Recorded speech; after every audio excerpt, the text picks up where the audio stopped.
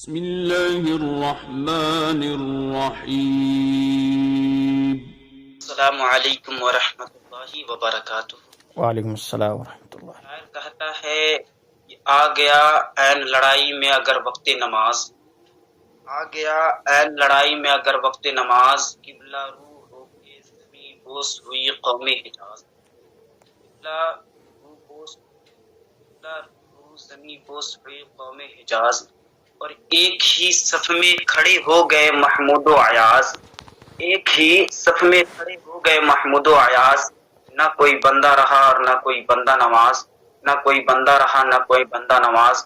محترم سامعین کرام، اللہ تعالیٰ ہم سبوں کو حکم دے رہا ہے کہ ہم مسلمانوں کو چاہیے کہ نماز ادا کریں۔ کہیں پہ رب تبارک و تعالیٰ ارشاد فرما رہا ہے ان الصلاۃ تنہی عن الفحشاء والمنکر، تو کہیں پہ رب تبارک و تعالیٰ ارشاد فرما رہا ہے یا ایھا الذین آمنوا استعینوا بالصبر والصلاۃ، تو کہیں پہ رب تبارک و تعالیٰ ارشاد فرما رہا ہے اقیموا الصلاۃ وآتوا الزکاۃ وارکعوا مع الراکعین۔ اللہ تبارک و تعالیٰ ارشاد فرما رہا ہے، اللہ تبارک و تعالیٰ اپنے بندے سے متوجہ ہوتے ہوئے کہہ رہا ہے کہ اے ایمان والو، اے مسلمانوں، نماز پڑھو۔ لیکن ایک مسلمان کا عمل کیا ہوتے جا رہا ہے؟ آج دیکھنے میں یہ آ رہا ہے کہ اللہ تبارک و تعالیٰ ہم سبوں سے کہہ رہا ہے کہ ہم سبوں کو نماز پڑھنی چاہیے، ہم سبوں کو اللہ تبارک و تعالیٰ کی عبادت کرنی چاہیے، لیکن ہم وہی رب تبارک و تعالیٰ کے ہمیں احکامات پر عمل کرنے چاہیے، لیکن ہم احکامات پر عمل کرنے کے بجائے احکامات کو پسپا کرتے ہوئے جا رہے ہیں، اور ہم رب تبارک و تعالیٰ کی عبادت نہیں کر رہے ہیں۔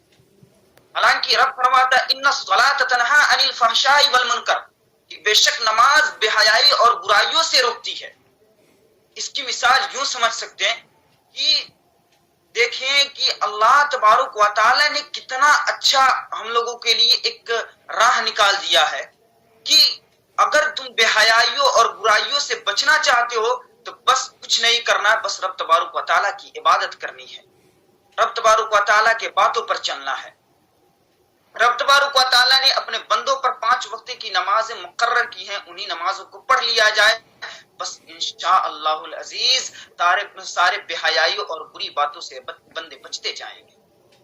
رب تبارک و تعالیٰ کہیں پہ کہہ رہا ہے اقیموا الصلاۃ کی نماز قائم کرو، وآتوا الزکاۃ وارکعوا مع الراکعین، زکوٰۃ دو اور رکوع اور سجود کرنے والوں کے ساتھ رکوع اور سجود کرو۔ لیکن آج ہمارا عمل یہ ہوتے جا رہا ہے کہ ہمیں جہاں پر اللہ تبارک و تعالیٰ کے احکامات پر عمل کرنی چاہیے وہیں پر اللہ تبارک و تعالیٰ کے احکامات کو پسپا کرتے جا رہے ہیں۔ آپ یوں سمجھے کہ کچھ لوگ کہتے ہیں کہ نماز بھی پڑھتے ہیں، روزے بھی رکھتے ہیں، لیکن برائیوں اور بے حیائیوں سے بچ نہیں پاتے ہیں۔ اور کچھ لوگوں کو یوں بھی دیکھا جاتا ہے کہ وہ نماز بھی پڑھتے ہیں، لیکن کیا نام ہے، کبھی دیکھا جاتا ہے کہ وہ جوا کھیلنے والوں کی طرف جا رہے ہیں تو شراب پینے والوں کی طرف جا رہے ہیں۔ ایسا کیوں؟ آخر اللہ تبارک و تعالیٰ نے تو کہا ہے کہ ان الصلاۃ تنہی عن الفحشاء والمنکر، کہ بے شک نماز بے حیائیوں اور بری باتوں سے روکتی ہے۔ تو اس کا مطلب یہ ہے کہ آپ نماز پڑھتے ہیں تو نماز کیسے پڑھتے ہیں؟ اس کے متعلق سے نبی کریم علیہ الصلوۃ والتسلیم نے فرمایا ہے کہ اے مسلمانوں، تم نماز پڑھو تو اس قدر نماز پڑھو کہ تم یہ خیال کرو کہ تم رب تبارک و تعالیٰ کو دیکھ رہے ہو۔ اگر تم سے یہ خیال نہ ہو پائے کہ تم رب تبارک و تعالیٰ کو دیکھ رہے ہو تو اپنا یہ خیال تمہیں دیکھ رہا ہے۔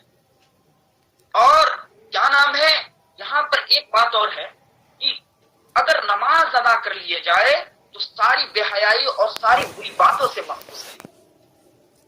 اس کے متعلق سے ایک مثال یوں ہے کہ جس طریقے سے بندے کو بخار ہوتی ہے، بندے کو کیا نام ہے زکام ہو تو وہ زکام کے لیے الگ دوا لیتا ہے، بخار کے لیے الگ دوا لیتا ہے، اور کیا نام ہے الگ الگ طبیعت خراب ہونے کی وجہ سے الگ الگ دوا لیتا ہے۔ لیکن کبھی ایسا ہوتا ہے کیا نام ہے ایک دوا کافی ہوتا ہے کہ اگر اسے بخار ہو یا زکام ہو وہ ایک دوا سارے کیا نام ہے طبیعت خراب ہونے میں کام آتے ہیں۔ اسی طریقے سے نماز ہے کہ نماز اگر بندہ پکے نیت کے ساتھ، ارادے کے ساتھ اگر ادا کر لے تو اللہ تبارک و تعالیٰ اس کے تمام ساری باتوں کو، تمام گناہوں کو معاف کر دیتا ہے، تمام بے حیائیوں سے رب تبارک و تعالیٰ اسے روک دیتا ہے۔ اس کی مثال یوں ہے کہ ایک بندے کے نماز کی مثال یوں سمجھے کہ ایک بندے کے گھر کے سامنے نہر ہے، اب اس نہر میں وہ ایک دن میں 5 مرتبہ اگر رب تبارک و تعالیٰ 5 بار اگر وہ کیا نام ہے اس اس میں جاتا ہے اور غسل کرتا ہے تو کیا اس کے بدن پر میل رہیں گے؟ نہیں، میل نہیں. آپ کہیں گے کہ نہیں میل رہیں گے. ہاں، یہاں پر ایک نقطہ یوں بھی نکلتا ہے کہ وہ بندہ جائے اور 5 مرتبہ نہائے لیکن اپنے بدن پر ہاتھ نہ پھیرے تو اس کا میل ویسا کہ ویسا ہی رہ جائے گا. لیکن وہ بندہ جائے اور میل اپنے بدن پر ہاتھ پھیلے اور میل چھڑائے تو انشاءاللہ العزیز اس کے بدن میں کوئی میل نہیں رہے گا. اسی طریقے سے نماز ہے کہ اگر بندہ جائے اور خشوع اور خضوع کے ساتھ نماز ادا کرے تو رب تبارک و تعالیٰ اس کے تمام گناہوں کو، تمام سیاہ کاموں کو معاف کر دیتا ہے. نبی کریم علیہ الصلوۃ والتسلیم فرما رہے ہیں کہ بنی الاسلام علی 5، اسلام کی بنیاد 5 چیزوں پر ہے اور اس میں سے ایک یہ ہے کہ کلمہ توحید کا اقرار کرنا اور دل سے ماننا. کلمہ توحید کیا ہے؟ اشہد ان لا الہ الا اللہ واشہد ان محمد رسول اللہ، گواہی دینا کہ اللہ تبارک و تعالی ایک ہے اور اللہ تبارک و تعالی کے سوا کوئی عبادت کے لائق نہیں اور نبی کریم علیہ الصلوۃ والتسلیم اللہ کے بندے اور رسول ہیں، اور یہ کہ نماز قائم کرنا، روزہ رکھنا، زکوٰۃ دینا اور حج کرنا. نبی کریم علیہ الصلوۃ والتسلیم نے بتایا ہم لوگوں کو کہ نماز اسلام کا دوسرا رکن ہے، اور اللہ تبارک و تعالیٰ نے بھی نماز کے متعلق بہت سارے احکامات بھیجے اپنے بندوں تک. لیکن آج ہماری عادت یہ ہے کہ ہم نماز سے بچھڑے ہوئے نظر آ رہے ہیں. نبی کریم علیہ الصلوۃ والتسلیم نے فرمایا ہے کہ اگر تم نماز کھڑے ہو کر نہ پڑھ سکو تو تم بیٹھ کر پڑھو، اور اگر بیٹھ کر پڑھنے پر بھی قدرت نہیں رکھتے ہو تو کیا نام ہے پہلو ہو کر پڑھو. نبی کریم علیہ الصلوۃ والتسلیم کا واقعہ بیان کرتے ہوئے ایک مرتبہ امی جان عائشہ صدیقہ رضی اللہ تعالی عنہما فرماتی ہیں کہ نبی کریم علیہ الصلوۃ والتسلیم راتوں کو اس قدر عبادت کیا کرتے کہ ان کا پیر پھٹ جایا کرتا تھا. تو ایک مرتبہ امی جان عائشہ صدیقہ رضی اللہ تعالی عنہما نے کہا یا حضور علیہ الصلوۃ والتسلیم، اللہ تبارک و تعالیٰ نے آپ کے تمام گناہوں کو، اگلے گناہوں کو معاف کر دیا ہے، پھر آپ اتنے رات تک اللہ تبارک و تعالیٰ کی عبادت کیوں کرتے ہیں؟ کیوں اتنے رات تک اپنے آپ کو تک پہنچاتے ہیں؟ تو اس نے نبی کریم علیہ الصلوۃ والتسلیم نے اس وقت کیا جواب دیا؟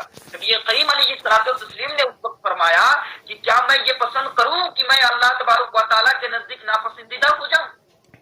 اس سے ہمیں نقطہ کیا ملتا ہے کہ وہ بندہ جو اپنے رب تبارک و تعالیٰ کی عبادت نہیں کرتا ہے، رب تبارک و تعالیٰ کی باتوں پر عمل نہیں کرتا ہے، رب تبارک و تعالیٰ نے جو احکام اپنے بندوں کے لیے جاری کیے اس حکم پر عمل نہیں کرتا ہے تو وہ پھر رب تبارک و تعالیٰ کے نزدیک ناپسندیدہ ہو جاتا ہے.